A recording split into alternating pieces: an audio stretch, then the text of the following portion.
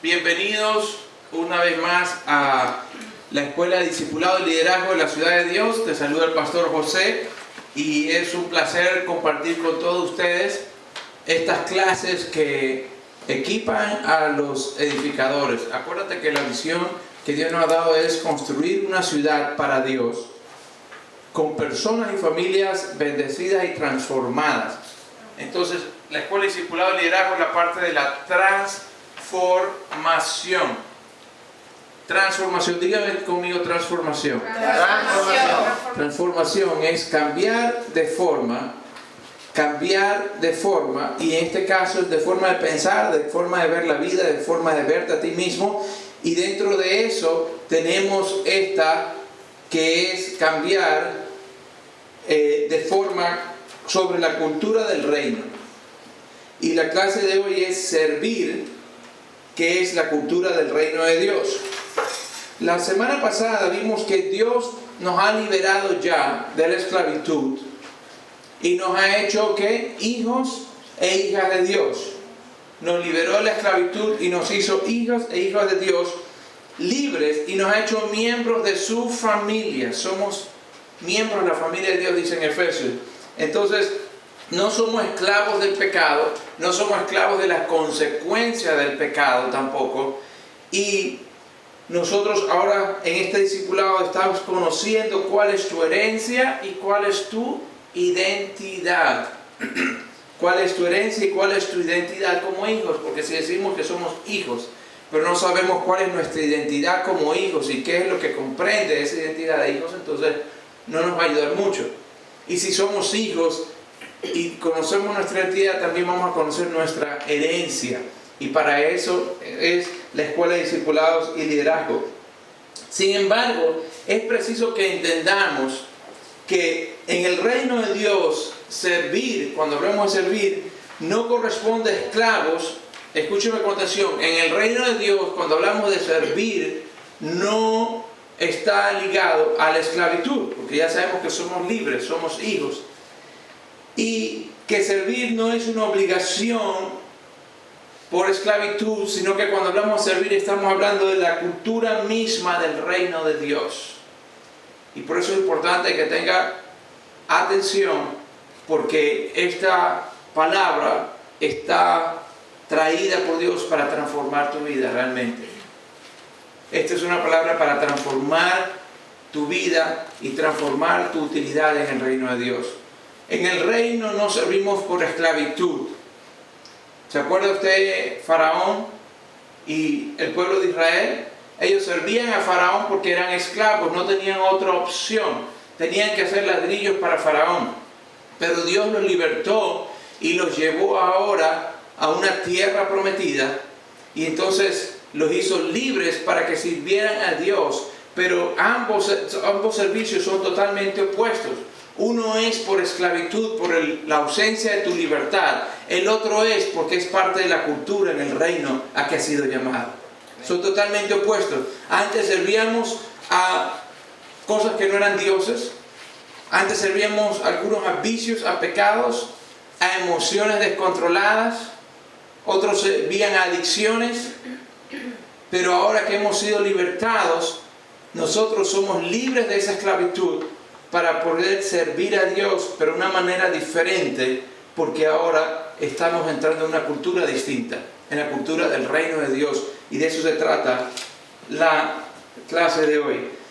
Entonces, la Biblia enseña que Dios es amor. Primera carta de Juan, capítulo 4, verso 8, dice que el que no ama no ha conocido a Dios, porque Dios es amor. La naturaleza de Dios es amor. Pero es transformador entender que ese amor, del cual es la naturaleza de Dios, se manifiesta en dos cosas principales: en el servicio y en el dar a otros. En otras palabras, el amor de Dios, cuando habla del amor de Dios, no está limitado a palabras, no está limitado tampoco a un sentimiento, pero sí se manifiesta en tu servicio y en tu acción de dar a los demás. Mire lo que dice aquí en la palabra de Dios, en primera carta de Juan 3:17, por ejemplo. Dice, pero el que tiene bienes o cosas o recursos de este mundo, recursos materiales, y ve a su hermano tener necesidad y cierra contra él su corazón, en otras palabras, no le ayuda, pudiendo hacerlo, ¿cómo mora el amor de Dios en él? ¿Ve? El amor de Dios es una acción. Diga conmigo acción. Acción. El amor de Dios actúa. Y actúa en dos maneras principales. Una en el dar y en el otra en el servir. Entonces aquí dice ahí, ese amor, si tú tienes cómo ayudarle y el otro tiene necesidad y cierras tu corazón, ¿cómo puedes decir que el amor está morando? Si no hay una acción de ¿qué? De dar, de ayudar. El segundo ejemplo está en Juan 3:16, que lo dijo el Señor Jesucristo, y la mayoría de cristianos lo pueden recitar de memoria, y dice, porque de tal manera amó Dios al mundo que ¿qué? Que ha de, ¿qué? Que ha dado a su Hijo unigénito. ¿Ve? El amor de Dios te lleva a una acción de servir y una acción de dar. No dice, tanto amó Dios al mundo que les cantó una canción. Para algunos el amor se manifiesta solamente ¿qué? Cantando. No, tanto amó Dios al mundo que les dijo, te amo, nada más, ¿no? O les mandó chocolates, no. Tanto amó Dios al mundo, y usa la palabra tanto, ¿por qué? Porque aquello que dio es una demostración de la cantidad, del tamaño del amor. Tanto amó que dio ¿qué? A su único hijo. La medida del amor es medido por la medida de lo que damos. Y la medida del amor es también medido con la medida, con el servicio que damos. El amor se manifiesta en dar y en servir. Entonces, tanto amó Dios al mundo que dio a lo más grande que tenía. La naturaleza de Dios es amor manifestado en dar y en servir. Entonces, es un servicio totalmente distinto que el servicio del mundo. Es un servicio distinto de la esclavitud. Es un servicio de gente libre, pero gente libre del pecado que es transformada. Cuando las personas creyentes son libres del pecado, pero no es transformada sobre esta cultura del reino servir, entonces se pierde de poder ser útil en el reino de Dios. Y el propósito del Señor de traerte a su reino es que tú seas útil en su reino, que tú seas fructífero para lo que Él te ha llamado, que tú des fruto, y dijo Jesús en Juan 15, que tu fruto sea muy abundante, que haya muchos resultados ¿de qué? De tu servicio, que mucha gente se beneficie y se acerque a Dios por lo que tú haces, por lo que tú sirves en su reino. Dios no te trajo a su reino para que usted se quede solo, beneficiado, y solamente se quede en la etapa de pedir ayuda. Dios lo trajo para que usted sea de ayuda a muchos otros, a multitudes, con el amor y el poder de Dios por medio del servir. Esta palabra es tan poderosa que puede transformar para aquello para lo cual Dios te trajo a su reino se haga una realidad. Si este mensaje no entra y llega y transforma tu vida, entonces posiblemente se puede quedar el propósito de Dios para tu vida sin cumplirse, porque es imposible cumplir el propósito de Dios si no entendemos el poder, el beneficio y la necesidad de servir en el reino, porque servir es la cultura del reino. Satanás esclaviza a la gente para que le sirvan por esclavitud, por imposición, a la fuerza. ¿Cuántas personas sirven al diablo drogando su cuerpo y no quieren hacerlo?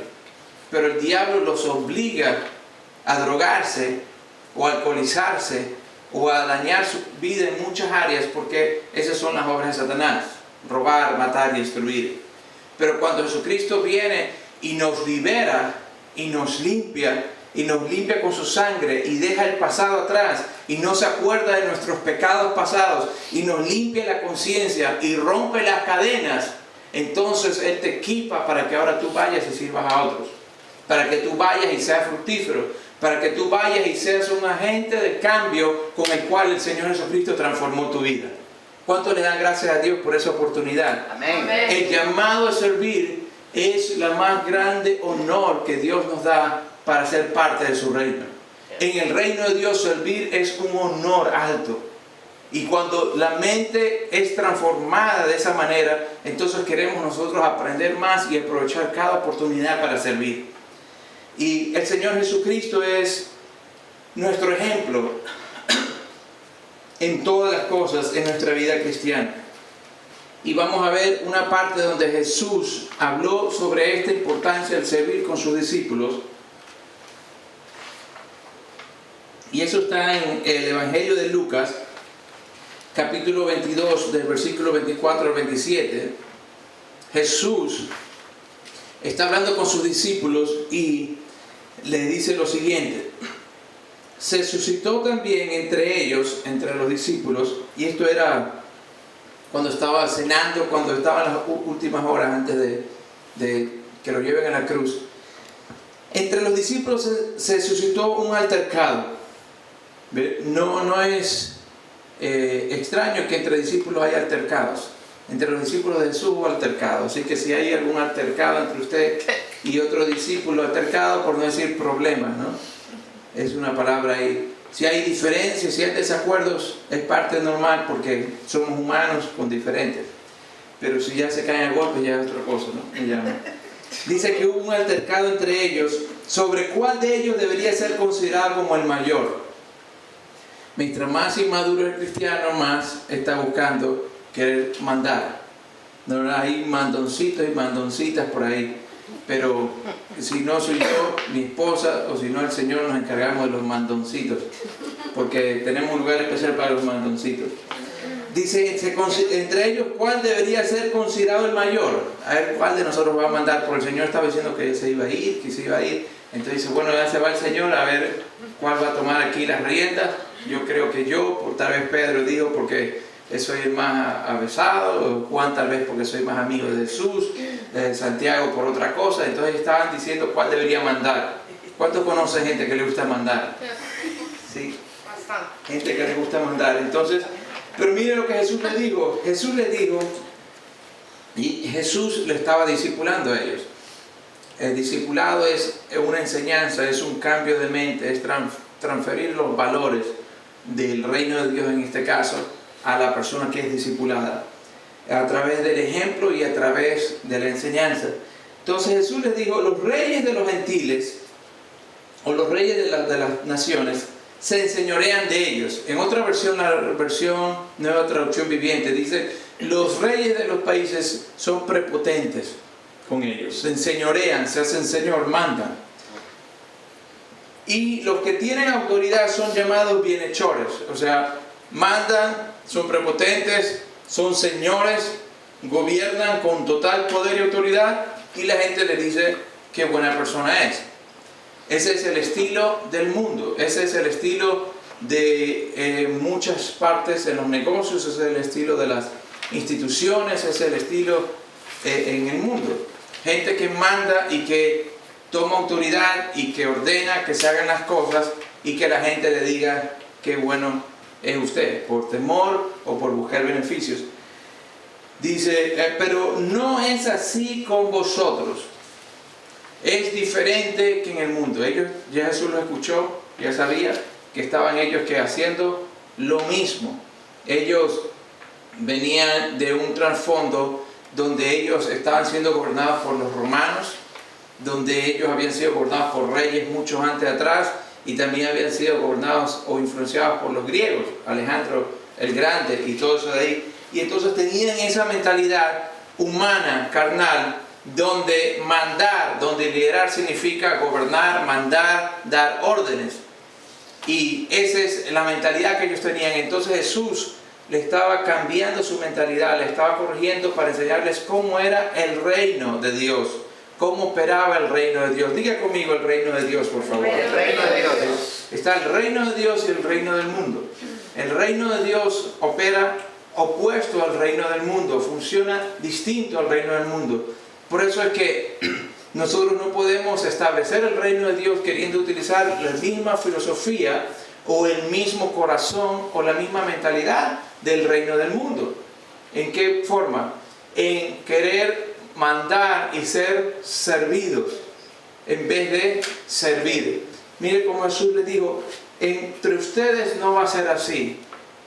Está diciéndole, mi reino no es lo que ustedes están haciendo ahora. No es buscar quién va a ser el mayor y significa quién va a ser el más importante. No es buscar quién va a ser el cacique, quién va a ser el jefe, el dandy, el mandamás, el padrino, el nombre que quieran darle. No es, mi reino no se edifica buscando quién va a mandar y a quién van a servir, sino que dice, el mayor entre ustedes hágase como el menor. Y en la palabra literal es como el más joven. Como el más joven. ¿Y qué significa el más joven? Bueno, los que tienen hermanos y hermanos menores saben lo que significa. El más joven, tráeme esto de aquí. Que lo haga el chiquito, ¿no es verdad? Yo tengo 4 hijos, el último es Eduardito, y Eduardito traiga esto de aquí, ¿no? Y Israel el mayor, Eduardo trae esto aquí, y Eduardo hasta que Eduardo a veces revienta. Entonces, ¿por qué? Porque al menor se le manda que haga las cosas. ¿Cuántos menores hay aquí? ¿Ve? Al menor, cuando te quedas con los mayores, se te manda que haga las cosas. Y entonces dice, porque el mayor manda al segundo, si hay el otro, el tercero, el otro, y entonces después, no, que lo haga Juanito. Entonces eso es lo que estaba diciendo Jesús. Entre ustedes no va a ser así, sino que el mayor tiene que hacerse como el menor, como el más joven. ¿Cómo? En vez de estar mandando al otro, tiene que servir. El mayor. ¿El mayor en qué? El mayor en madurez, el mayor en autoridad, el mayor en gracia de Dios, el mayor en madurez espiritual. Tiene que servir como si fuera el menor. En otras palabras, no tiene que buscar la mente de dominar, mandar y ser servido, sino liderar con el ejemplo del servicio. Vamos a seguir leyendo.